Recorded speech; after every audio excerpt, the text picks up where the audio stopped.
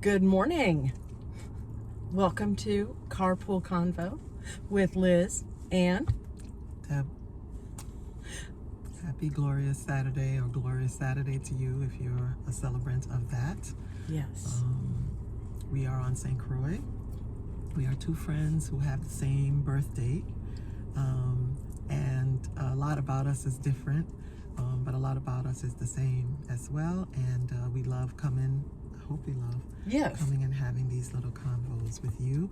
Even though we don't work together anymore, we still maintain a friendship and sisterhood. So we're talking to you on a lovely Saturday from St. Croix in the USVI. That's Virgin Islands, for those of you that don't know. And the Virgin Islands of the US, excuse me. That's Virgin the correct way Islands. to say it. It's And a beautiful Easter weekend, which is a big deal here. camping. Camping. That's the Easter thing. Do they hunt eggs while they're camping? I don't know, but maybe somebody could have a Easter egg hunt. I mean, they're at the beach or they're at a park that has a beach. We have a lot of beach. We have a lot of beach. Very blessed in that way. Yes. So today it was my turn to pick the topic, and I had a lot of things floating around in my mental file cabinet. One of the ones that kind of pushed to the front is boundaries. What was it that brought boundary? What was it that pushed that to the front? Do you think? I'm not really sure. I just was sort of thinking, what could we talk about today? And this is very much unscripted. We never really do any sort of formal preparation for it. We just kind of, let spirit guide us, Yeah. in my way of saying it, and talk about what we want to talk about, and in a way that hopefully is thought-provoking for you, or at least resonating in some way. So boundaries are important, I believe, and it's not in the sense of ownership of anything, but to me it's sort of like a safety tool or mechanism, and also something that gives us a sense of who we are. Yes. And what is pleasing to us, what gives us a sense of autonomy, Agency. and agency. That's a great word. The other thing I think that it, I had fun. So by setting boundaries, allowing you to provide a sense of safety for yourself. That's a great definition, I think. Deciding what you're willing to take in, what you're willing to engage in. They can be really hard to set, though. I think for those of us who are raised in families where the expectation is you do as I say, the adults are always in charge, that even though I'm an adult, sometimes I feel like I don't get to set, because I do, but sometimes I feel like my boundaries are invaded or pushed in on. Or maybe sometimes I haven't set them. So that allows other people to feel as though they can set them without consideration for my comfort level. Perhaps. I mean, it's a thought. I also feel as though people-pleasing behavior comes into play a lot with challenges in setting boundaries. Yes. And a lot of us, grew up sort of being enmeshed in people-pleasing behavior, from having to do as I say, not as I do, to that reward system of child raising that I think a lot of people were experiencing, at least in my way of growing up. When you did well in school, when you were obedient, Yes. when you Respectful. you were respectful, you were seen and not heard too much. You were rewarded. You were said to be a good child. You were given privileges. You were pushed forward as an example for other children. You know, sometimes your own sisters and brothers. Why can't you be more like, you see how good she behaves? She don't give me all this trouble. I don't have to be yelling at her and telling her the same thing 500 times. Why can't you be like her? When the reality is you're not her. So how can you be like her? But it also sort of develops a competition kind of vibe between the kids. And it sort of travels into adulthood, unfortunately, sometimes. I'm not the expert. I'm only the expert in my own experience. But it's challenging being the child who keeps being told you need to be different, but it's also challenging being the child that you are the example that it's being held up. That's a lot. Yes. Of pressure. And when all you want is to be yourself. And responsibility, and then the sort of concern that your siblings are then going to resent you. That's where which happens. Yes. That you were the golden child and I was the one that was always in trouble. Yeah. I'm the troublemaker. Yeah. I'm the troublemaker. And so even when you have a desire to be just yourself, or to just discover what that means for you as a little, and then as a tween, and then as a young adult and into adulthood, there are some lessons that have to be placed in perspective, I think, about what it means to just be yourself, aside from the people-pleasing behavior, and how to let that go when it is detrimental to you. Yeah, and I some of it, discovering who you are, big time, and discovering that, and then out of that, learning the boundaries and being able to set and hold them, because when you set boundaries, you're always going to have people who want to push up against them or not respect them. Especially when they're not accustomed to that from you, when they're accustomed to just, being the one to set everything up, and you just go along. That saying, "I'll just go along to get along," out of my vocabulary. I'm not doing that. I think it promotes, again, people-pleasing behavior. What are you getting along about? Is it something that you really feel strongly, positively about, or is it something that's a bit uncomfortable, but because you don't want to make waves, you don't want to be the one to say no. You don't want to say no, which is people-pleasing behavior. It's hard to say no to somebody, even when it's something that you really don't want to do. Yes. Right? Maybe I should have talked about what I mean when I say people-pleasing behavior a little bit too. Oh, yeah, that would be good. Yeah. Your needs get put to the back, and other people's needs are the priority. Even when it's something that you don't want to do, you still feel compelled to do it because you don't want to disappoint someone else. And I'm not talking about, every once in a while you make an allowance. I'm talking about this as habit, as practice. That's a good way to put it, because that habit of people pleasing and I'm not important, we don't, when we're in it, because I know both you and I have been there, you don't think about yourself and your wants, or how what you're doing is detrimental necessarily, or hurts your person, and your ability to be your authentic self. I guess that's the word I was looking for. You lose some of yourself,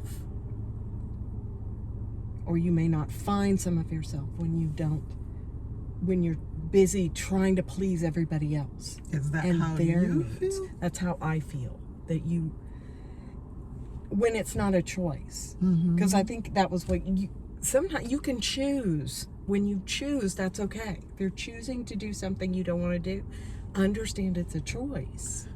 Even when you don't choose, you're still making a choice. Yes. You know, when you're giving the power that is yours to decide to someone else, that's still a choice.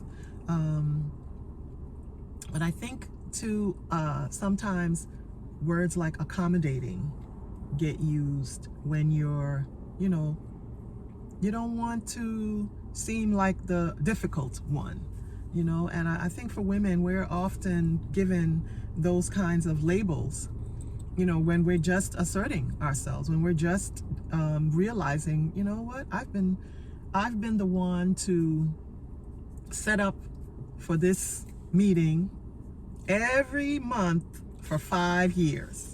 I'm the one, always the one. I've got to get the snacks. I've got to pick the place.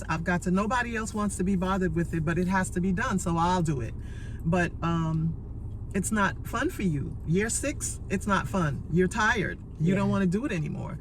But the rest of them don't want to be bothered. And when you bring it up, it's kind of like, oh, you do such a great job at it. Mind you, I'm talking about, this is not your job. This is not part of your written responsibilities or something that you've been assigned. This is something you've taken on for yourself, right? And because nobody else wants to do it, and they know that you're going to be the one to step in and take care of it when nobody else, you're the go-to. So they don't take you seriously when you say, you know what, guys, I don't think I want to do this anymore. Yeah. They're like, well, who's going to do it? Because I don't have time. So now you feel stuck.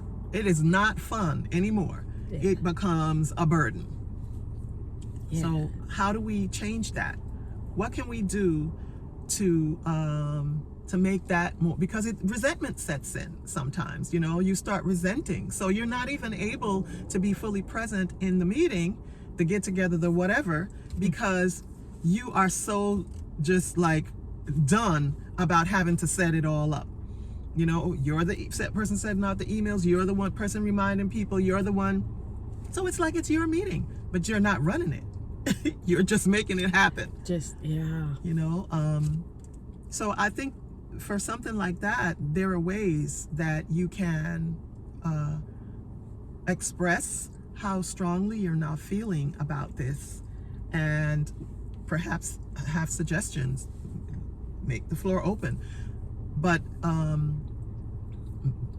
going in within and deciding, how much is this affecting me, mind, body, spirit, all, 1, 2. Yes.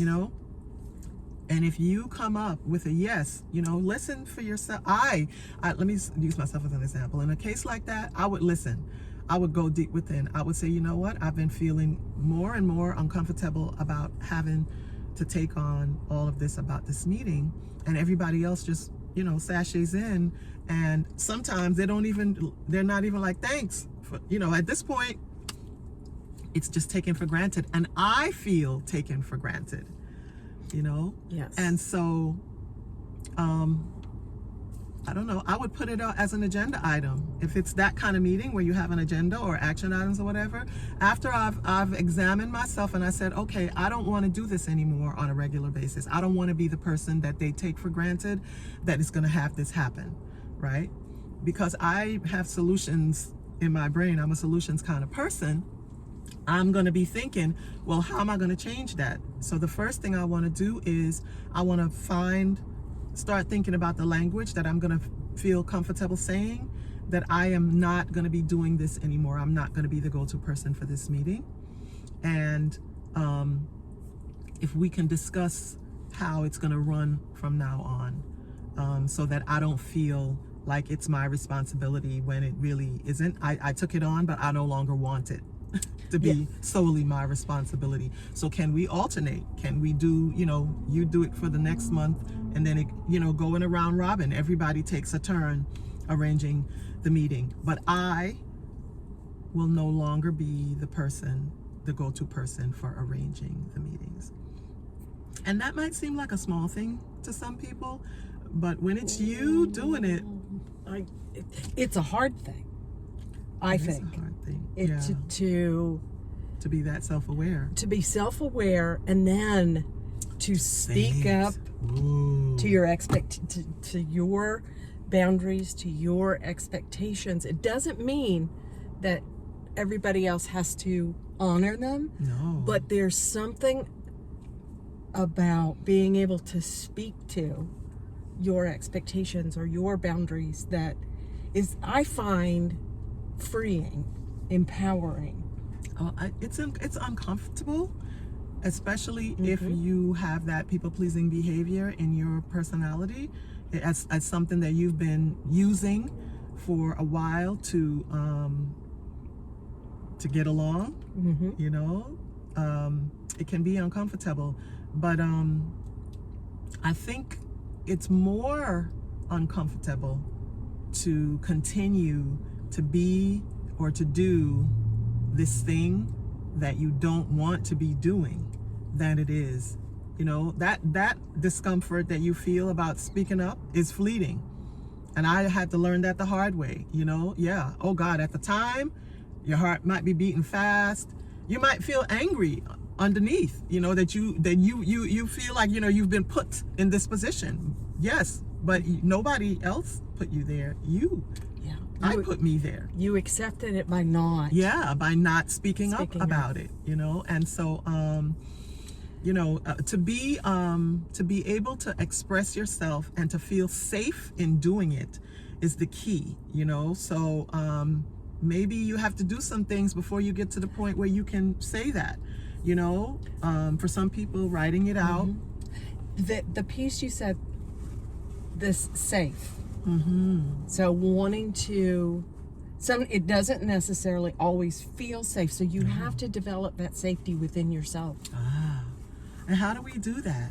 Because that's a great point, Liz. Yeah, it is not an easy thing to do. Nor is it easy to change people-pleasing behavior. It's been your go-to, right? Yeah, absolutely. It is that self-reflection, going inside yourself and discovering who you are, not who everybody says you are or who you were as a child, who your boss thinks you are. Who am I?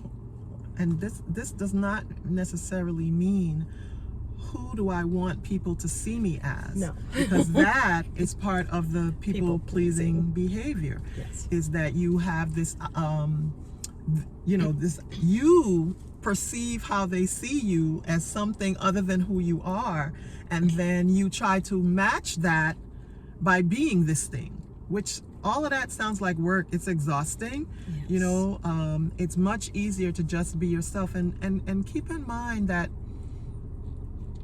however you are, you're lovable. You can like yourself, you know. Matter of fact, your own opinion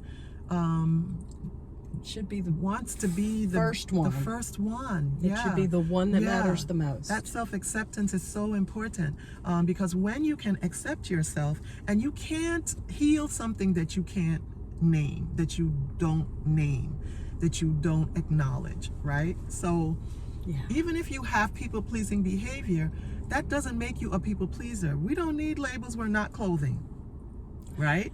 We are not clothing. We are not purses. We're not any of that. We don't need these labels. People-pleasing behavior makes it what it is. It's a behavior. And just like behaviors can be learned, developed, taught, forced on us, whatever, they can also be unlearned. Yeah.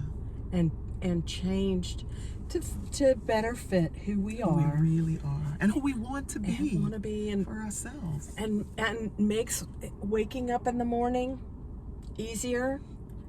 If you have to work for someone else, easier. Yeah, because you don't have to put on a mask. You put on some clothes. That's who you get. Boom. Yes. You know, and it's a process. It's not an overnight thing, because again, you have to acknowledge, you have to figure out what it is. And sometimes you need counseling, you need help to do that. But once you've discovered, hey, you know what? I noticed a pattern in myself, because, practice makes habit. Yeah, I noticed a pattern. When I'm thinking no, but I'm saying yes. Oh, I really need your help. I know it's 6 o'clock in the morning and I can't pick you up. You got to figure out a way to get there, but I really need you to help me. Okay, since you really need me. Yeah. But you have to get up at 5 to find out how you're going to get there to help this person. Yeah.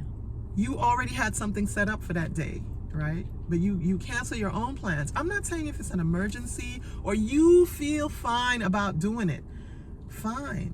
But every time at the last minute, this person calls you, you drop everything, you go, and then you're exhausted.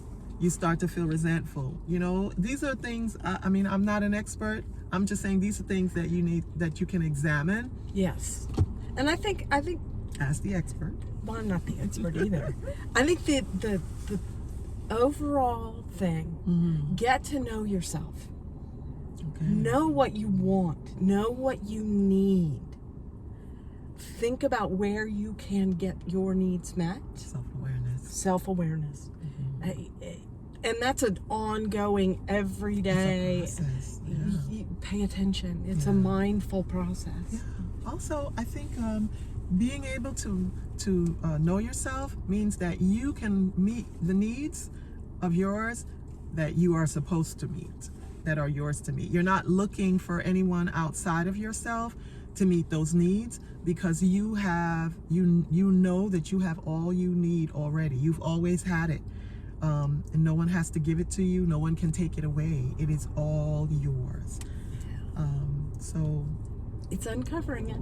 Yeah. So accept the process of knowing all of who you are, and welcome it, embrace it, and get help to be in it if that's what you need. And you'll know. I believe you'll know if you need that help. And also and share this is the wonderful thing about our relationship, is we can talk through things, and we don't necessarily see eye to eye on everything. But we can talk through and bring up heavy and have boundaries with one another. Yes, bringing it right back to the boundaries. Have boundaries, and that doesn't mean that I don't love Debbie or she doesn't love me. But there are things that it's just a boundary. And you accept the other person's point of view, but your point of view and how you feel about it is your responsibility. Yes. It's important to you, So if something feels uncomfortable to you that someone's doing or saying, for instance, setting a boundary would be talking about that. Yeah. That makes me feel uncomfortable. What you said, it doesn't feel right to me. What did you mean? Ask for clarification. Yeah. What did you mean when you said X, Y, and Z? Because this is how I took it, and that did not make me feel comfortable. So can we talk about that? Or if you have to take a moment, and go over it in your head before you say something, that's fine too. You don't have to do that right away. Sit with it for a minute and see how best you can express what is troubling you, or what you need more information on about what's being said. And that's one of the beautiful things about having a good sister friend, is that you can do that with that person, or a brother friend, or someone of whatever gender identity that is your friend. You can do what you need to do to strengthen that friendship, but also to strengthen your own self-awareness by asking questions of yourself and of those that you cherish. So boundaries, a good thing when it comes to your own personal safety and your development of relationships with yourself and with others. Yeah. Okay. Peace. Let's be all good.